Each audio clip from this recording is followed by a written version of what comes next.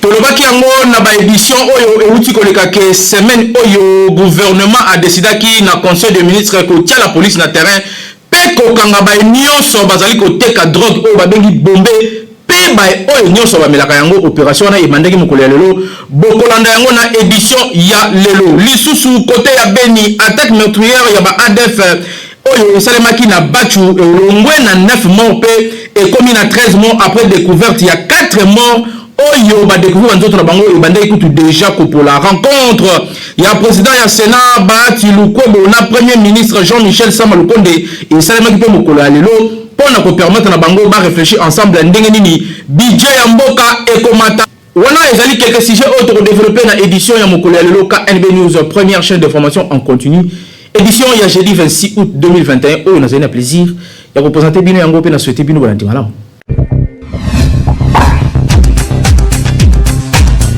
Mbote na biso ndenge ezalaki provi mokolo ya lelo jeudi 28 août na Lubumbashi ba hommage officiel pe populaire na mémoire ya Antoine Gabriel Kyungu wa Kumwanza ezali bongo renvoyé mokolo ya samedi 28 août 2021 ba service ya assemblée provinciale bazali ko renseigner que rapport oyo esalemi suite ya kosilisa nanu misala oyo ya mausolée esika wapi nzoto ya baba ya Katanga ekozala inhumé.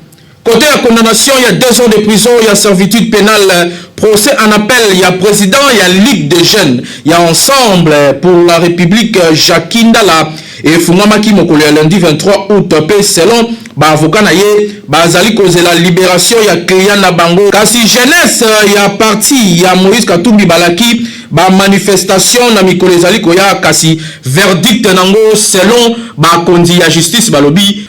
Verdict ezali na mois ya septembre na mikolo oyo ezali koya wana tokozongola moi avec force détail na ba édition na biso ya mikolo ezali koya kaka ndena baki na ebandeli ya édition oyo bombe oyo ezali drogue ezali ko sala rage na ville ya Kinshasa selon conseil des ministres pe ba décision oyo zomaki kuna ba décider ki lelo la police akita na terrain pona ko kanga ba nyonso oyo bazali ko teka drogue oyo na kombo ya bombe dans le reportage oyo. Tolobaki na ba édition na biso ya mikolo eleki ke kalate la police akozala na terrain akokanga ba nyonso bazali koteka drogue oyo na kombo ya bombe e bandi déjà ndenge bozali komona na image oyo bazali kobimisa boye a epa ya ndeko oyo policier ezali tono ya maite kasi botala eloko ezali na kati oyo ezali kokomisaka ba jeune bidodi na balabala okomona mutazali kolala ya kotelema en plein jour moi makasi 12h30 45 degrés ye azali ko ronfler ezali eloko oyo mozali komona na kati oyo babengaka bombe musala ebandi la police le azali na terrain pona kokanga ba congolais nyonso oyo bazali koteka kasadi ba fournisseur oyo bazali koteka drogue oyo bazali kobenga bombe pe kalate ba kokende tina ba consommateur ndenge bozali komona image oyo sans commentaire.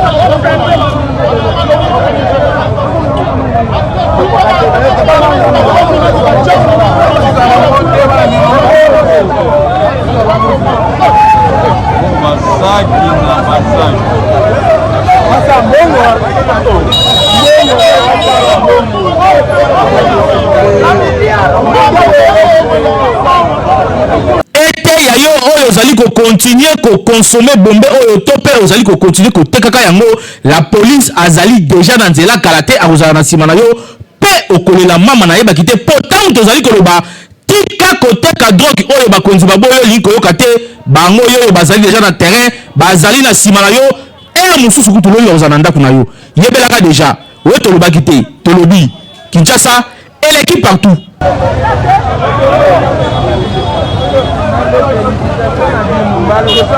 Na Beni attaque meurtrière ya ba rebelle ya ADF Oyo et Salemaki na Bachu bilan est commis 13 morts au lieu de 9 nenge zalaki liboso pour bauti ko découvrir 4 corps lisusu. Voilà le reportage. Bilan ya récente attaque ya ba rebelle ya force démocratique allié ADF na village ya Katanda na chefferie ya Bachu territoire ya Beni na Nord Kivu et Longwe na 9 morts pe commis na 13 morts. Os oyo ya bilan oyo intervenir au lendemain ya découverte ya 4 corps mususu ya ba civil oyo bazalaki lâchement abattu na ba djihadiste oyo. D'après Kiputulu Moïse, coordonnateur ya nouvelle société civile ya Congo na territoire ya Beni, alobi bakor oyo ezalaki na état ya décomposition nde ezalaki retrouvé na Graben na chefferie ya Bachu.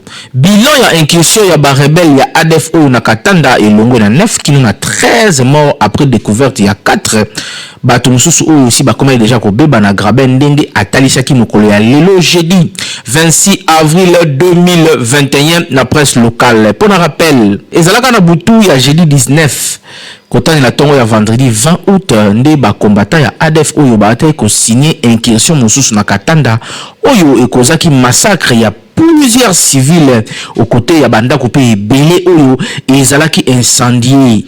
Pe bandeko mususu bazalaki porté disparu. Ba forces armées ya République démocratique du Congo FARDC bayaki ko landa ennemi oyo pe ko libérer quelques otages. Selon député provincial élu à territoire ya Beni Saïdi Balikwisha Emile na minute oyo ba otage misusu nanu ba retrouver bango te kasi mokolo ya lobby nde ba ko retrouver 4 corps mususu na bongo bazali toujours ko senga na ba force de l'ordre topé na armée na biso ba continuer ko chama ele poke état de siège oyo ezala vraiment effective ezali malamu te pendant état de siège mais ba incursion ezali ko salema pe bato bazali ko kufa boye malamu te bo chama ele po kimia ekota na partie est de la République démocratique du Congo Kinshasa et l'équipe partout. Rencontre ya président ya Sénat honorable Bahati Lukwebo na premier ministre Jean-Michel Sama Lukonde Salima Kilelo pour na ko réfléchir ensemble ndenge nini ba komata budget ya mboka na biso. Voilà le reportage oyo. Na optique ya accompagner le gouvernement na quête ya ba moyen pour na ko maximiser recette ya mboka na biso, président ya Sénat Bahati Lukwebo azwa ki tête à tête moko na chef ya gouvernement mokolo ya lelo jeudi 26 août 2021 na palais du peuple. Sama Lukonde azalaki accompagné le ministre d'État en charge ya budget. Réunion yango wapi commission économique et financière ya Sénat ezalaki wana pona ko assister. Commission Ecofin azali ko tenir ko remettre na table ya gouvernement ba recommandation pour na ko maximiser ba recette et augmentation ya budget faite na gouvernement précédent. Et la kisi que gouvernement ilukamba wapi bazali ko sala nyonso pona ko tia en application kino mokolo lelo pour que budget l'État ya mboka na biso ekende liboso pe koma ebele.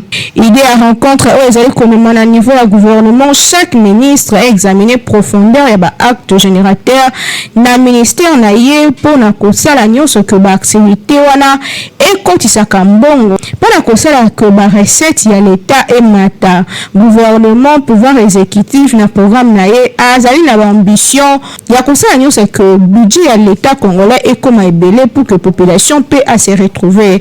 De préciser que l'échange au écoti na cadre de préparation à session essentiellement budgétaire au écofungama dans ma semaine aux alikoya dans l'Assemblée nationale européenne à Sénat. Pour session en septembre, c'est le fungama déjà de le mois prochain. Wapi ba dossier belé kozala examiner notamment ba dossier à budget en mboka na biso pas le sous sur l'élection. Donc affaire oyo etika ya suivre Kinshasa et l'équipe partout. Côté ya baisse ya ba prix ya ba produits surgelés, ministre ya économie a sangi saki ba association ya ba consommateurs pe asenaki na bango ba s'approprier na likambo oyo po ezali intérêt ya mboka. Bolanda reportage Merveille Mobendi. Ministre ya économie nationale azobenga na association ya ba consommateurs, syndicat ya ba vendeur ya Congo, ba tenancier ya ba chambre froide, pe ba administrateur nyonso ya ba marché ya Kinshasa ba s'approprier na combat ya juste prix ya ba bien pe service en attendant application effective ya ba baisse de prix ya ba produits surgelés. Ezalaki na occasion ya rencontre na bango nyonso mokolo ya mardi 24 août 2021 na sujet ya baisse de prix pour na ba produits surgelés pe ba démarche OMMA ki bango na compromis trouvé entre ba importateurs pe gouvernement. Président et association congolaise pour l'accès à la justice Georges Kapiamba azwaki pe par na réunion yango abengisaki ba opérateur économique na respect ya ba loi ya mboka alobaki ke bazo lancer lisusu appel le moko vibrant na ba importateur na ba grossiste oyo ba signé déjà accord na gouvernement depuis 12 août pour na ba respect na ba engagement na bango. Bo décider ko sala mbongo mais il faut bo sala yango na koyeba droit ya peuple congolais. Asaki lisusu remarque que gouvernement ndi aza na charge ya ko assurer protection. Syndicat national ya ba vendeur ya Congo na côté na YP a prometaki intensifier sensibilisation pour na obtenir application effective ya nouveau prix ya ba produits surgelés na niveau ya ba opérateur pe détaillant oyo baza ko insister sur ba sanction na contre ya ba importateur récalcitrant. Président ya CNVC Guilain Lofoko atalisaki que baza groupe ya pression pe ba kotia pression na ba importateur. Il faut que importateur akitisa prix na niveau na ye po détaillant akukape ko kitisa ba prix. Alobaki ke bako jouer na vigilance pe bako visiter ba chambre froide nyonso il faut ba afficher ba prix na bango na ba tableau. To noter que l'équipe mikolo belé depuis annonce ya compromis trouvé entre ba importateurs et ba produits surgelés et gouvernement congolais a sanctionné qui procès verbal signé jeudi ya août ya Neo Kaka kasi pendant ba taona nyonso prix na marché eza ko bougete Kinshasa et l'équipe partout. Après visite naye il y a quelques jours au sala na est de la République démocratique du Congo, Premier ministre Jean-Michel Samalukonde a salaki message na population ya est pour na kotalisa bango ndenge nini musala ezali ko salema pe souci ya gouvernement oyo azena ngo ya kozongisa kinya na partie est de la République démocratique du Congo. Reportage Naomi Pila. Après près une semaine, il y a visite naye na est de la République, Premier ministre Jean-Michel Samalukonde pour boucler mission humanitaire pour évaluation et état de siège dans la province ya Ituri pe à Nord Kivu mardi 24 août 2021. Assez confiant qu'il n'a presse ya Beni yambo ya s'envoler pour la capitale congolaise PV province à Kinshasa. Chef du gouvernement Union sacrée de la nation a salué qui va avancer sur terrain na cadre de l'état de siège pe alobaki que azali déterminé à cause ba résultat aux ali malamu pour que population est ezana kimia pour na ko éradiquer insécurité na partie est de la République démocratique du Congo. Samalukonde insista qui sur trois choses ya koyeba combat opérationnel pe sensibilisation à la population. Il y a ce penzi za ba problème ebele et ezali na kati ya est de la République démocratique du Congo kasi il faut qu'on se focaliser sur trois choses ya mbo combat ya mibale opérationnel pe sensibilisation à la population pour ba action nyonso oyo armée ezali komene esengeli population pe ezala wana pour encourager bango pe ko soutenir bango. Et le baki Premier ministre Jean-Michel Samalukonde selon ye mission ya salaki na Beni pe Oisha et permettre à se rendre compte de problème et infrastructure na kati ya zone yango pe suite notamment ya ba combat o ezalaka wana tango nyonso na boya sengaki réhabilitation le plus rapidement possible ya ba infrastructure na ko wana ya mboka na biso. Pour rappeler que Premier ministre Jean-Michel Samalukonde a qui accompagné les tours depuis la Nord Kivu na délégation monnaie gouvernementale où ils ont qui constitué le ministre de la Justice, ministre de la Défense, ministre des Affaires sociales, le ministre de la Communication et Médias, le vice-ministre des Affaires étrangères, wapi wakinaki bango moko kopal pe ditwa évolution état de siège après 6e prorogation nango. Wapi Bilombe ya FARDC bazali toujours na terrain kobunda pour que kimia ezonga na ngambo ya Est de la République démocratique du Congo. Kinshasa et l'équipe partout.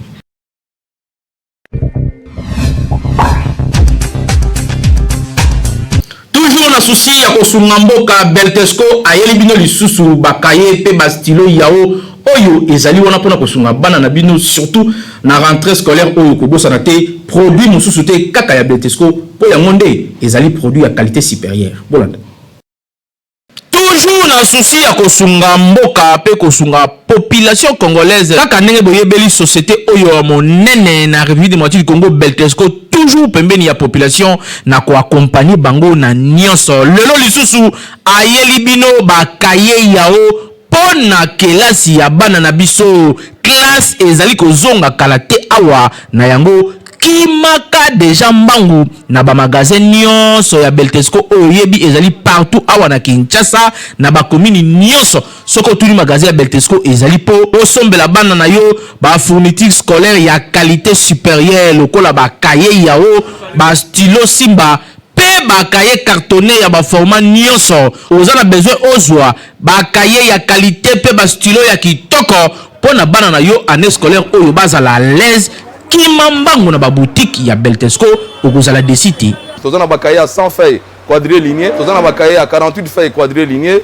tozana ba cahier à 24 feuilles quadrilignés tozana pe na ba cahier à 12 feuilles quadrilignés ko bosana te tozali pe na ba stylo Simba ezoko ya ezokoma tozana ba stylo Simba ya bleu tozana ba stylo Simba ya rouge tozana pe na ba stylo Simba ya noir tozali lisusu na surprise mususu mbula oyo tobakisi toyina ba cahier cartonné ya ba joueur kitoko o bana balingaka kobosana te balobi tango ozali kosomba kaye yao vérifier bien soki ezali na logo oyo ya Beltesco po ba mwifi bazali ebele oyo bazali ko pirater yango donc soko sombi ya mwanza ekolia yo okoumela nango te po ekosenga obakisa mususu kasi soki osombi ya Beltesco ozali mobimba ane mobimba bana bakotanga kitoko po bakaye na bango pe ba stylo na bango ezali ya qualité supérieure oyo tolobaki te tolobi Beltesco vraiment mosungi ya mboka Kinshasa et l'équipe partout.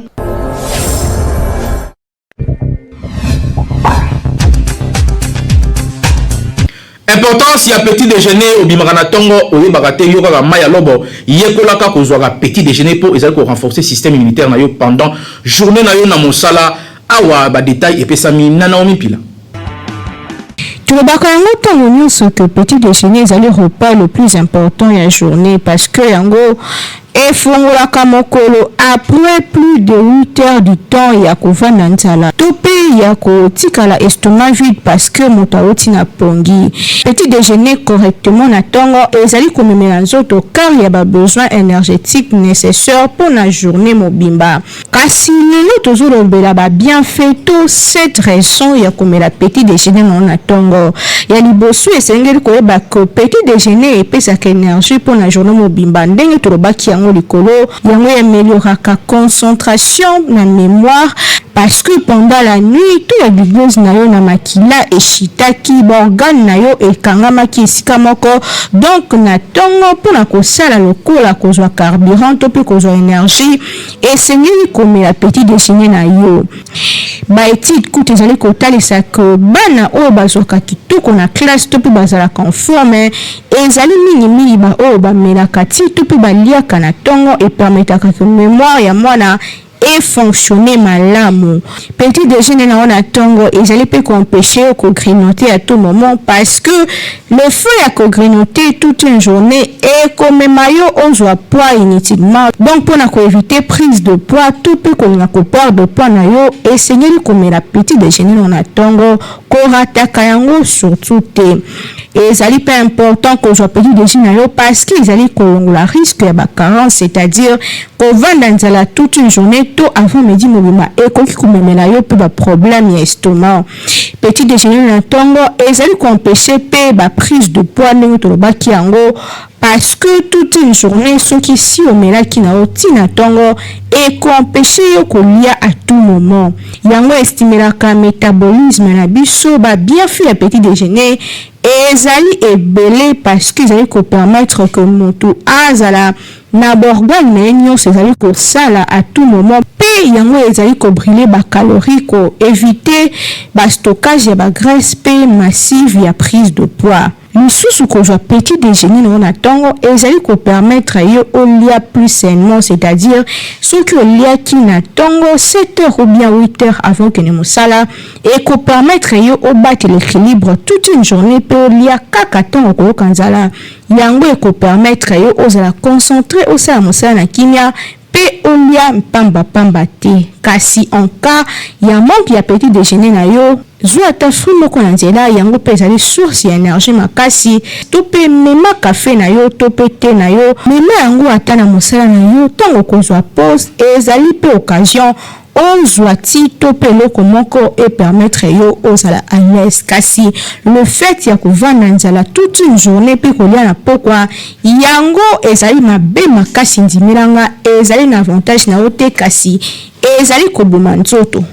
Banda mokolo na yo na petit déjeuner na yo na moyo koki kolia eloko ya kilo kasi na pokwa lia eloko ezali pepele pour na ko permettre estomac na yo ela na kimia pe ozwa graisse te ozwa poids te inutilement donc battre la santé na yo. Kinshasa et l'équipe partout.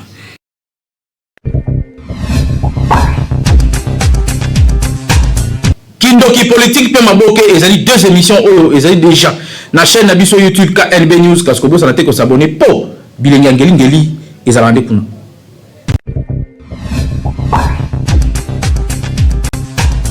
Balobeza toujours na bato belé hein bato belé makasi na ba star moko ya catégorie ya ndenge na ndenge awa toza pe na moko lisusu ya moko lisusu ya groupe awa. Bonjour star. Bonjour, c'est vrai. Ça va très bien, bon nuit.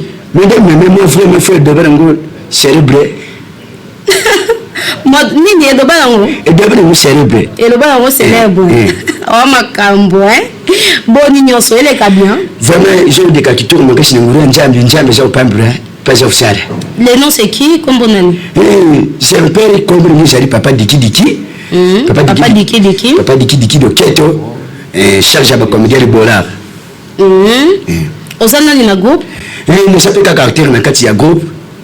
Team célèbre, nous appelons acteur. La team célèbre. Oh, le bon, on a fierté, nyonso, hein? Bon, on a besoin fier na groupe, na binasa ya makango ezali. Si, t'as regardé sur la suite. Papa Bouya Zarete, t'as regardé mon de banda, mon de papa Yassoua Boy. Bon, maman n'a pas tonalité, mais aspect kaka. Bon, là, tu n'as pas tenu, mais aspect kaka. Ah, célèbre. Si quoi banda bobandi groupe, comment vous sentir mon pépénini au bando continue groupe au sentir déjà? Ben, on a vu un groupe, monsieur, c'est ça qui est tout fait, hein? Oui, oui. Moi, je suis tout ça la scène. Ben, on est si comme la scène, mais ça dit, au monde, ma casse fait Zarouana. Il y a un moni, personne n'a un team célèbre, vraiment n'a pas posé, n'a pas d'aise parce que l'idée n'a pas chopé, a jamais tout le monde bouilli, a pas posé. Il y a un moni qui a déjà posé. Parce que n'a pas ajouté à l'aise. N'a parce que n'a pas qui m'a camouchari, il y a bien. N'a pas autant de rythme, mais toujours autant de dobby. Mais il faut vous appeler patient. Oui, et donc nous faut avoir patience. Il faut avoir patience. Ce que nous devons une vie où joie, il faut avoir patience. Vous avez patient. Vous avez patience. Vous avez patient. Yangouane. Tonalité, nous avons moi tonalité, moi il y a bien le sous-soir. Non, moi il y a car et ça la cordon, on a bien du mon Kenzi, mon papa chéri. Mais merci. Et nous devrions, oui, lobby. Nous avons dit mon nana pemba.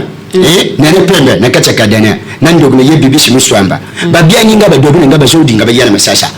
Mais azo dinga yele misesa wa azo kama zo yiba tena masasa ngaro yanda ngeni azo mna nivu ya mutawa jwane na misalma kadobi afani bu tare dobi mais biso na kadena wane amboto isi zare boto siku na zo yiba tingaro tena ndero mipuna koma na kadena na benga na plus des artistes wane azo yiba te ngaro funu bi zo mona mutafana na masasa na mutasana mikenja pato bisa différent yimu ka zo pata. Mais qu'ils apportent, en tout cas, vraiment merci beaucoup d'être passé, tout c'est vraiment mingi.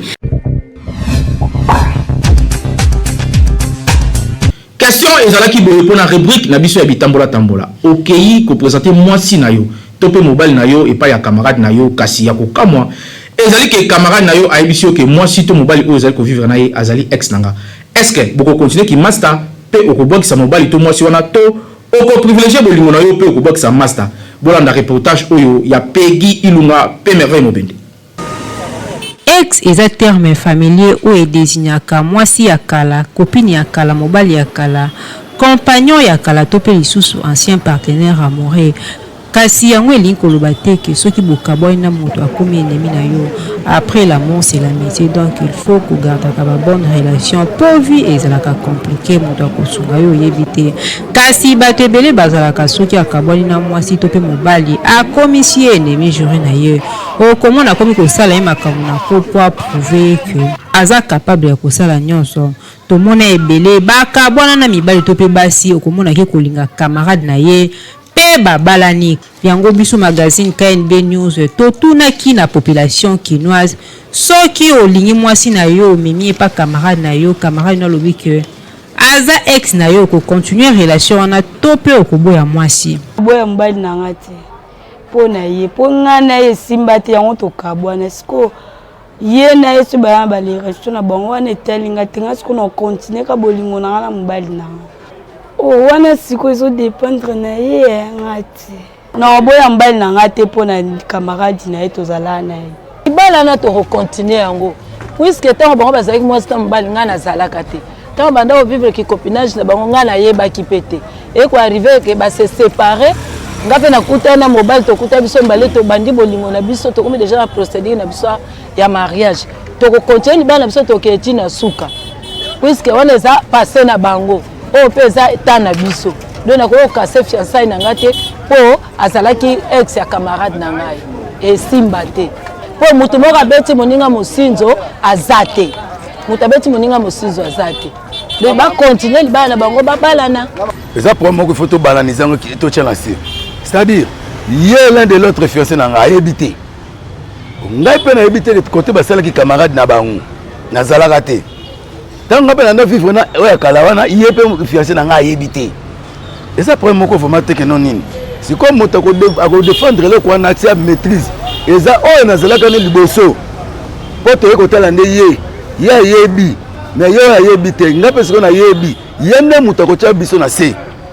Ce que c'est une bonne manière, parce que c'est une manière vraiment bien, moto bien ti, à quoi faire voir biso que noter, à quoi même pas go betango, parce que ba betango si man na biso, ba beteli camarade ne fiancé na ngana, ah bon ma déjà foyer na biso. Donc à ça moto mokaka, il y a beau garder na motema, ngape na garder na motema. Bon, ceux qui a beteli na kenon ils allera boy bon. Faut d'abord na bolingo ya moi si ozana ye puis na confiance na ye. Déjà na bon. Et ça, on est passé. Comme ça, le sujet du jour. De ma part, vraiment, bon, on a la légèreté parce que notre objectif est de faire. Parce que les choses à le roi en football, et continuer comme ça, de ma part, vraiment, on a tant que nous bali, tout on a passé na bon. Parce que maintenant, moninga, besoin de laisser le cas et puis, tu continuer chemin sans problème. Non, quand ta relation avec camarade nanga. Na kata relation na camarade nanga na ko éviter kutu même na fait ça parce que to ebani bilongi mitema to ebani te na linga ko sana camarade nanga te si c'est vraiment bala linga bolinga solo ka a même ngoti na mariage en tout cas na linga te na sana camarade nanga photo benga na chombo esa ka bongo na fête nanga ko yate que ça soit za mi nanga yeba ba secret nanga mususu ya na fête nanga te na za pembe na ete parce que ma be moko e bando salema mabe moko ebando sama parce que bible lobi so moni liso etinga mabe to bolezaka liso to boyate ko kata nge relation na mutu wana ndenga mabe te. C'est vrai que les amours passent ko boya moi si olingi déjà peut ozo porter à cœur pe oza likanisi ya kobala epo aza moi si malamu kasi azaka ex ya muninga na yo boya ye to pe lisusu ko kabwana na muninga na yo oyo bo partager ba bon moment ensemble pour moi si na yo azalaka ex na yesu tout ce qui muninga wana aza ami na yo depuis bo mwana kasi bango mibale okoki kosangisa bango te po baza lokola pondu na taba donc bayebani ba faiblesse kosaka na kutu te il faut pona kaka entre bango mibale po oza na choix te et kozala kutu malamu ke babombela yo secret bango mibale pe ba tourner page si réellement baza na poser ya ko garder relation na yo Kinshasa et l'équipe partout. Merci pour la confiance et fidélité. Vous avez que l'embaté copé sur la KNB News, première chaîne d'information en continu. Na lingala édition ya jeudi 26 août 2021. Nous avons le plaisir de présenter Bino Yango pour vous.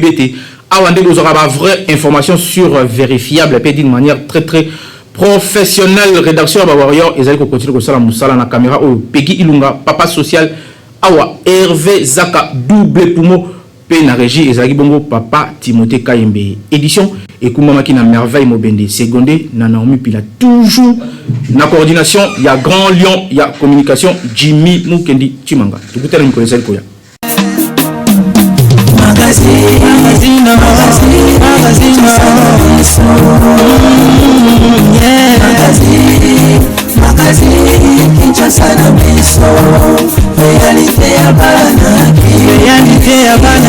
réalité ya bana kino